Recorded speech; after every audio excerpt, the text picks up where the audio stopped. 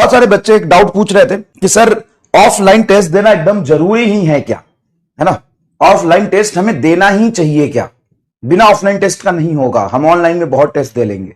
But आप online में जितने भी टेस्ट दे लो, नीट का पेपर तो ऑफलाइन ही होना है। अगर नीट का पेपर कभी सीबीटी हो ही नहीं सकता कमिंग 3-4 साल में, क्योंकि इंडिया का इंफ्रास्ट्रक्चर इतना डेवलप नहीं है कि 22 लाख बच्चों का पेपर वो करा पाए। अगर 2 शिफ्ट में करेंगे, 3 शिफ्ट में करेंगे तो भी पॉसिबल नहीं है कि वो इतने सारे बच्चों का करा पाए पेपर।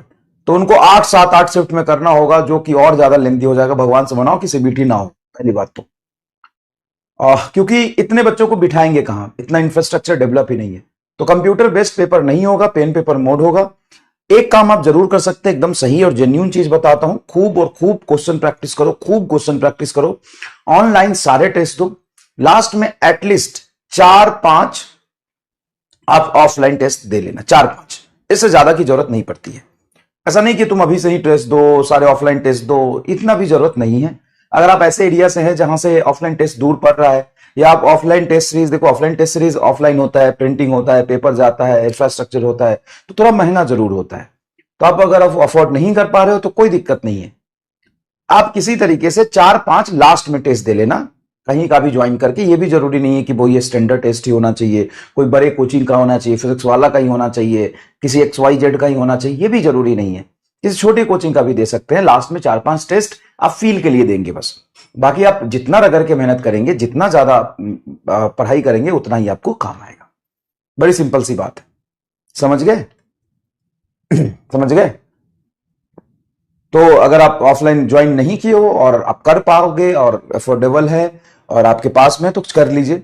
आप जितने भी पाठशाला है, जितने विद्यापीठ है, वहां पे ऑफलाइन टेस्ट होते हैं, आप ज्वाइन कर सकते हैं। ठीक है, जहां आपको मर्जी है वहां ज्वाइन कर सकते हैं। ठीक है, बट ऑफलाइन लास्ट में 4-5 टेस्ट जरूर देना। यकीन प्लस पे थोड़ा सा होल्ड किया हुआ है PW faculty oscillation and management society ने। बहुत जल्दी उसको हरी झंडी देंगे, तब चीजें होंगी आगे, है ना, क्योंकि बैकएंड पे भी उनको काम करना पड़ता है, उनको सोचना पड़ता है, बहुत सारी चीजें होती है। तो बिल्कुल मैंने सजेस्ट कर दिया था कि ऐसे ऐसे यकीन प्लस अपन बना सकते हैं और ऐसे इन बच्चों को सब्सक्रिप्शन दे सकते हैं। उसमें आप भी होंगे, लक्ष्य वाले भी होंगे, बट उनको थोड़ा सा समय लग रहा है। तो when ever they will ready.